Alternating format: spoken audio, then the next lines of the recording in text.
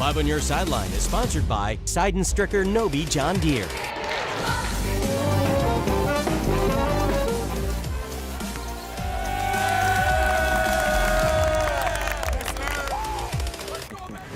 We've entered a new year, and as of tonight, we are halfway through the high school basketball season. Welcome into 5 on Your Sideline. I'm Ahmad Hicks. And I am Hannah Yates. We have SLU updates and Blues highlights later on, but first we start with two of the biggest games in our area tonight. Ahmad, kick us off. Why don't I? You know it's a big-time game if this crew is here. Big Guard on hand to check out some good guard play between Webster Groves and Pattonville. And the future SLU Billiken, Kellen Thames, was skying all through the air early on. He had 33 points in this game, but the guard on the other team may not be big, but he's technically sound. Hesitation from Matt Enright, passes, relocates, buckets. That's textbook basketball. Moments later, he said he needed a heat check because he shows off his mid-range game. That's Bottoms. His buddy Isaiah Purvey coming up. He will lead Dub G in scoring with 31 points as they win 75-63.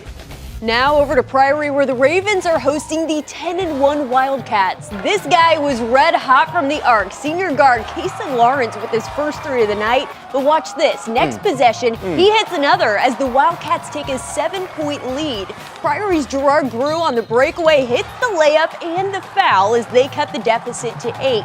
But 6'8" Austin Vick can drop a 3-2. The big fella sends them home as Westminster wins big, 50-29.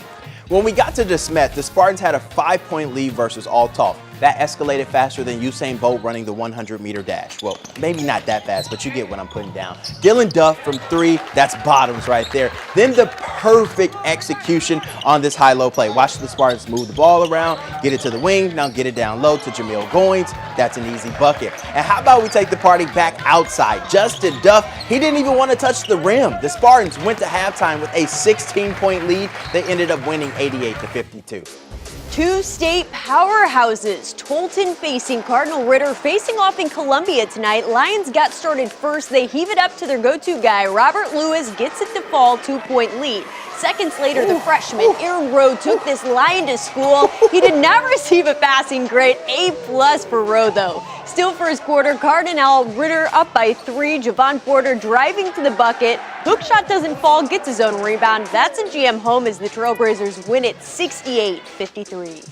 Now to O'Fallon, a big one at the Panther Dome with McCaleb Rich and East St. Louis in town. Panthers were hot first. Check out the crossover by Jalen Smith, and he finishes the deal.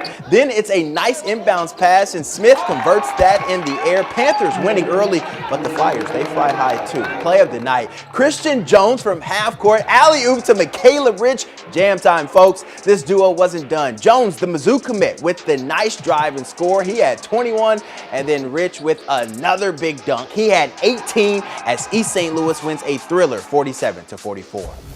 Big time Belleville rivalry. East visiting West tonight. First possession of the game, Jordan Pickett drives to the hoop and finishes through the defenders. Then a little celebration. It's Travion Hines for West, who says he can do that too. Pickett doesn't just drive though. He can shoot from deep too, as he shows it here. And that, folks, is a 3. And he gets in on the passing action tonight as well. He does it all. Finds his teammate for the finish. East would get the hard-fought rivalry win in this one, 59-42. How about Deshin and Lutheran South? And it was Ted Yater night at Deshin, honoring the legendary Pioneers coach by naming the gym after him. Good start for Deshin. Cam Lee on the breakaway and the finish. That's textbook. Then it's Ethan Kissel beyond the arc for the 3. What a shot right there. For Lutheran South, Mason Arnold, he would get the nice finish in the lane. Hanging tough right there, finishing with the left hand. We love to see it, but Deshin was too much. They win tonight 55-41. A 6'1" guard on the Lutheran St. Charles girls team is setting the tone for scoring in the St. Louis area. Jordan Spicer leads the area with 297 points through 12 games. Wow. She's averaging nearly 25 points a night as a freshman, but her coach says she's more than a scorer. I mean, Jordan's just a competitor, you know, she's kind of one of those kids that, she laughs and she has fun with her teammates, and she enjoys being around them and she enjoys the moment. And then, step on the court and it's go time. I think that energy can kind of carry on to the rest of those kids, and get them fired up in those moments as well.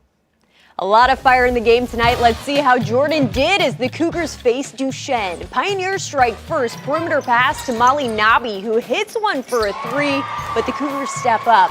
Duchesne going for another, but here's Jordan Spicer, says not tonight, using that 6'1" height, and it's Lutheran St. Charles from here. Shockingly, Jordan isn't the tallest girl on her team. Cougars work the ball down low to 6'2", Megan Albert, who lays one up to extend the lead. And here's our girl, Spicer with the ball, doing what she does best as St. Charles wins this one, 65-26. We'll be seeing a lot more of her, I'm sure. Next up, Kirkwood hosting Jennings, the student section, gunning for our job hand. We got to watch out. Meanwhile, the Warriors giving the Pioneers an early lesson. You reach, they teach. Stanley Harrington hitting Damon Harris for the triple in the corner.